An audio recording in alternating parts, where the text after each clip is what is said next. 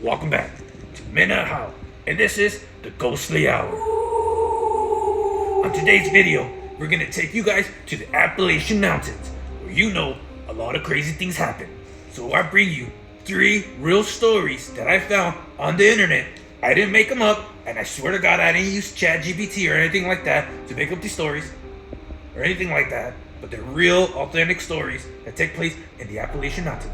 But before we get started, make sure you like, subscribe, and comment down below where you're from so we can investigate and bring those stories to you. Like I said, real stories. You don't use ChatGPT.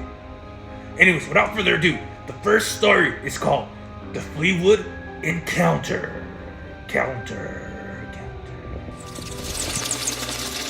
It was September 12th, 1952, a quiet evening in Flatwoods, West Virginia. The air was cool, the smell of damp earth drifting through the trees as the sun dipped below the horizon. It was the kind of evening when families sat on their porches, sharing quiet conversations after a long day's work. For Edward and Fred May, 13 and 12 years old, and their 10-year-old friend Tommy Heyer, it was just another night of adventure. They kicked a battered football around the dusty road outside their homes, their laughter filling the still evening air. Then, suddenly, a streak of brilliant light slashed across the sky. "Whoa, did you see that?" Edward pointed, his voice sharp with excitement. The 3 boys stood frozen as the fiery object slowed unnaturally, almost hovering before descending behind a nearby hill. It wasn't a plane, nor a shooting star. It moved with an eerie precision, as if controlled by something unseen. Fred swallowed hard. That wasn't normal. A strange hush fell over the landscape. Even the crickets, once chattering loudly, had gone silent. "We gotta tell someone," Tommy said. The boys ran, kicking up dust as they sprinted toward the May house. They burst through the door, breathless. "Mom, we just saw something crash up on Bailey Fisher's farm," Fred exclaimed. Kathleen May wiped her hands on her apron, looking at them skeptically. "Slow down. What are you talking about?" Edward pointed toward the hills. Something came down, big, fast, glowing. It landed up there. Kathleen frowned, but saw the excitement and fear on their faces. She wasn't the type to entertain wild stories, but something about the way they spoke made her pause. "All right," she sighed, grabbing a flashlight. "Let's go take a look." Word spread quickly. Soon, a small group had gathered. National Guardsman Eugene Lemon, a strong-built young man with a wary expression, Neil Nunley, a skeptical but curious local, and a few other townsfolk. Together, they made their way toward the darkened hill.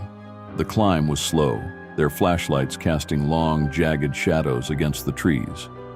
The air grew thick with an acrid, metallic scent, sharp enough to make their eyes water. "What is that smell?" Kathleen muttered, covering her nose. Eugene ran a hand along the bark of a tree. It felt slick, almost burned.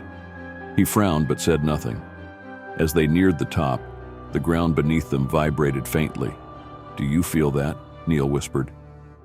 A towering figure, at least 10 feet tall, loomed in the shadows. Its head was spade-shaped, smooth and metallic, reflecting the flashlight's glow like polished steel. 2 burning red eyes, unblinking and fixed, stared straight at them. The body was draped in what looked like a metallic greenish cloak, shimmering in the dim light. Then it moved, but it didn't walk. It glided. A horrible hissing sound filled the air, like steam escaping from a pressure valve. The sound vibrated in their chests. Eugene staggered backward. "Jesus Christ!" he choked out. The thing raised a clawed hand toward them, and then it lunged. "Run!" Kathleen shrieked. Eugene dropped his flashlight as pure terror overtook him. The beam flickered wildly, casting monstrous, shifting shadows across the trees as the group turned and ran, scrambling down the hill. The air behind them grew thick with a strange, choking mist, burning their throats as they stumbled, half-blinded, toward safety. Eugene, gasping, grabbed Kathleen's arm. "Keep moving. Don't look back." They didn't stop running until they reached the road, where they collapsed, panting. For a long moment, no one spoke. Then Neil whispered, "What the hell was that?" Kathleen gripped her chest, trying to steady her breathing. "I don't know, but it wasn't human," Eugene shivered. "We need to tell the sheriff." An hour later, Sheriff Robert Carr and a state trooper returned with them to the site. But the glowing craft? Gone. The creature? Gone. All that remained was a scorched patch of ground and a lingering sulfuric stench. The sheriff swept his flashlight across the clearing. "There's nothing here," Kathleen bristled. "I know what I saw." Eugene clenched his fists. "We all saw it." For those who were there that night, it wasn't just a story, it was a warning. Of what, they weren't sure. But as the years passed, and as whispers of otherworldly encounters spread across the world, one thing remained certain. The Flatwoods monster had come once. Who was to say it wouldn't come again? Welcome back, guys. Wasn't that crazy and intense? Like, what would you do in that situation? Like, I honestly would just run away, but I can't because I'm an investigator and I gotta investigate these things, so I gotta go head first into a lot of these things. That's the reason why I'm bald, because a lot of the stress of this job, you know what I'm saying? And now, like, they gave me this really cool jacket, so I can't complain. You know, I can't complain. Like, I really can't complain. Anyways, guys, on to the next story, right? Again, this next story takes place in the Appalachian Mountains, and it's called The Signal in the Fog. The Appalachian Mountains held secrets. Some the locals whispered about. Others they didn't dare mention at all. Among them was a stretch of road they called Devil's Ridge. It didn't appear on any maps, and those who knew of it never spoke too loudly. But Micah Keller, a seasoned ranger stationed at Fire Tower 12, had always dismissed it as folklore, just another spooky tale to keep hikers from wandering too far. He had worked these mountains for years, patrolling the ridges, watching for fires, keeping the peace. Alone in the tower most nights, his only company was the murmur of the wind, the static of his radio, and the distant hoot of an owl. But this October night was different. The fog was unnatural. It rolled in thick and heavy, swallowing the trees, stretching its pale fingers across the valley below. Even from the tower, Micah could barely see the edge of his own station. A stillness followed, a silence so deep it made his ears ring. No crickets, no wind, just nothing. Then the radio crackled. "Ranger Station 12, do you copy? Over." The voice was faint, barely above a whisper, warped with static. Micah sat forward, adjusting the dials. "Copy. Who's calling?" A pause. Then, I don't know." The voice trembled. "My car broke down. I'm near a clearing. There's something out here. Please help me." Micah frowned. Something felt wrong. He didn't recognize the frequency, and it wasn't the usual emergency channel. The transmission was weak, like it was coming from somewhere else, not just from the valley.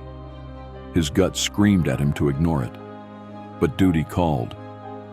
Grabbing his flashlight, rifle, and radio, he stepped out into the thick, suffocating mist. The world beyond the tower was wrong. The trees stood like silent sentinels, their outlines barely visible through the fog. His boots crunched against the damp earth as he moved, the sound swallowed instantly by the oppressive silence. He followed the coordinates traced from the broken signal, descending the ridge toward the clearing. Each step felt longer, as if the mountain itself had stretched, warping under unseen forces.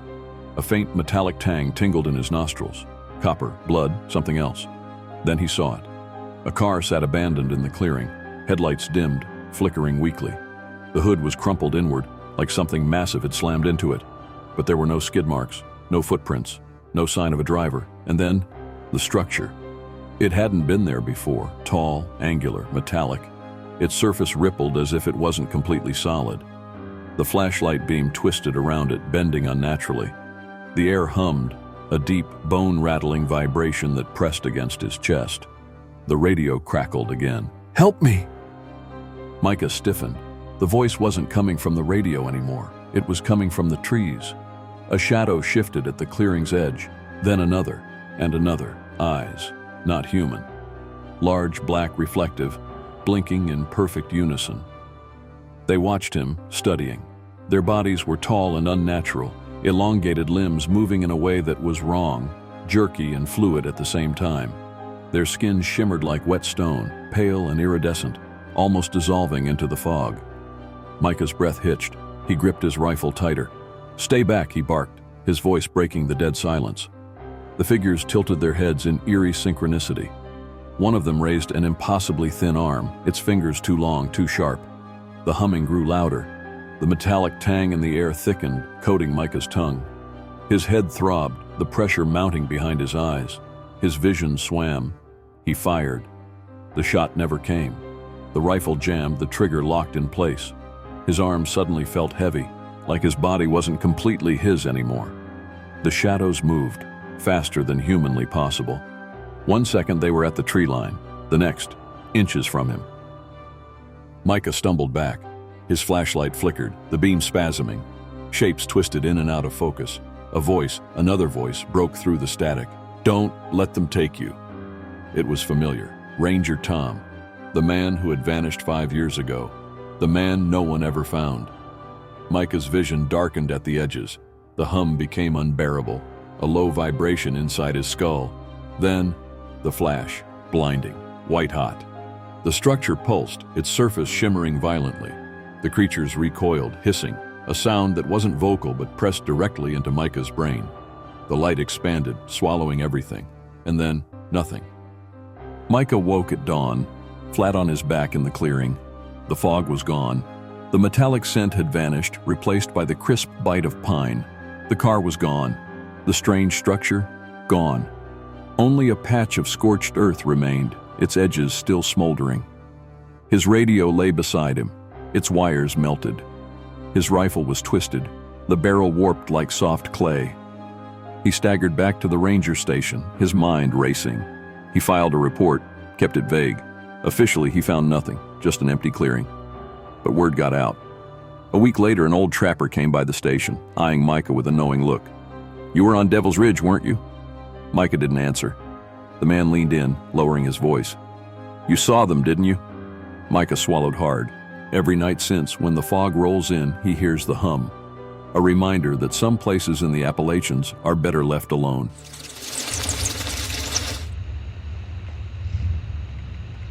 Do you believe in aliens now? I told you they're real. I can't be the one to express and expose the truth all the time. Sometimes you gotta go out there and find the truth yourself. So I highly, highly recommend you guys go do your own research. These are all true stories, by the way. They're all true. Anyways, the next story, it's a little bit more intense. I don't want to give too much detail, right? But the next story is called The Shadow of the Mountain. The Appalachian Mountains have always been a place of mystery. Deep hollows and dark forests hiding secrets as old as the land itself. Locals tell tales of strange sounds, lights in the woods, and creatures that don't belong. Black Hollow Trail was one of the most notorious spots. Tucked away on the outskirts of a sleepy mountain town, the trail was avoided by most. Hikers whispered about an ominous presence, strange tracks in the dirt, and a smell like death that hung in the air. Last October, 4 college friends, Sarah, Nate, Lisa, and Jordan, decided to challenge the legend. They were in town for a fall break getaway and, fueled by a mix of curiosity and youthful bravado, decided to camp on the trail. "Come on, guys," Nate said, grinning as he shouldered his pack. "What's scarier than a haunted trail in the middle of the mountains?" Lisa hesitated. "You've heard the stories, right? People say they've seen something out there." "Probably just a bear," Sarah chimed in, "or some old hillbilly trying to scare people off. We'll be fine."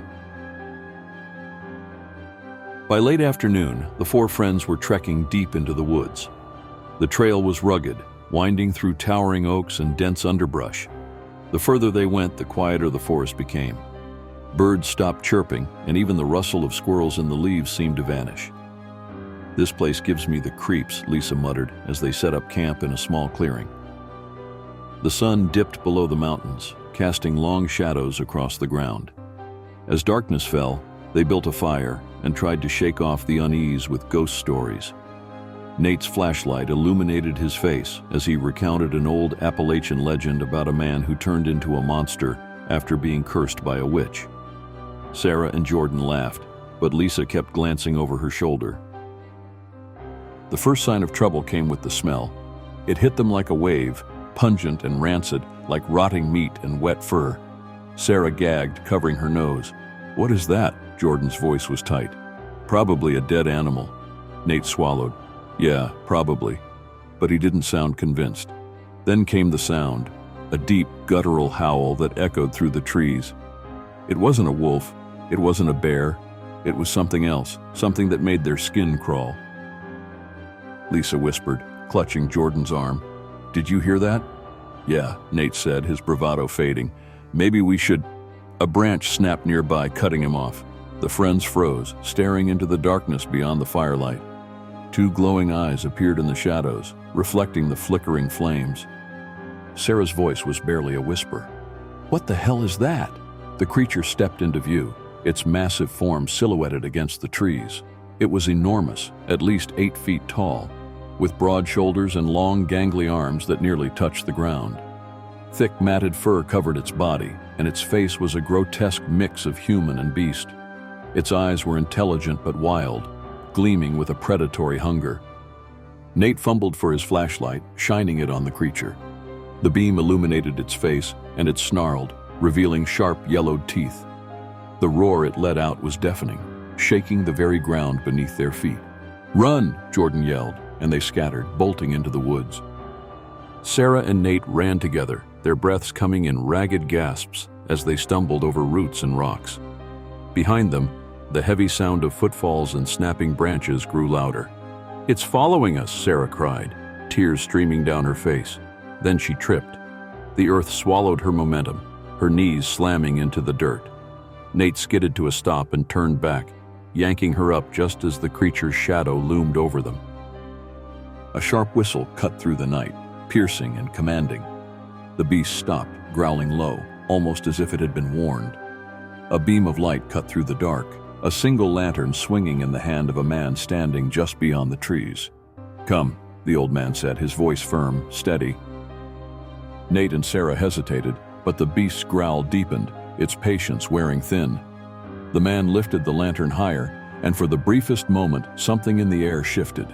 The beast let out a guttural snarl and then retreated, its hulking form disappearing into the blackness of the forest. The old man didn't speak again, just turned and walked. Without question, Sarah and Nate followed. Minutes later, they stumbled onto an old dirt road, breathless and shaken. Jordan and Lisa were already there, standing next to a beat-up pickup truck. The man gestured for them to get in. "Where did you come from?" Lisa asked, her voice unsteady. The man climbed into the driver's seat, turning the ignition. "I know these woods," he said simply. The road stretched ahead, dark and winding, the forest pressing in from all sides. The truck bumped along, and after a long silence, Sarah finally asked, "What was that thing?" The old man exhaled, as if considering his words. "Some call it the Black Hollow Beast. Others say it's something older than any of us, something that was never meant to be disturbed." Nate swallowed hard. Why hasn't anyone done anything about it? The man's hands tightened on the wheel. "There are things in this world you can't kill with guns or knives, son. Some things can't be fought in the way you think." "Then how?" Lisa pressed. The old man glanced at her in the mirror. "The same way you fight darkness, by walking in the light." No one spoke after that. A few minutes later, the truck rolled into town, and the man dropped them off without another word. The next day, the friends returned to Black Hollow Trail with the local authorities.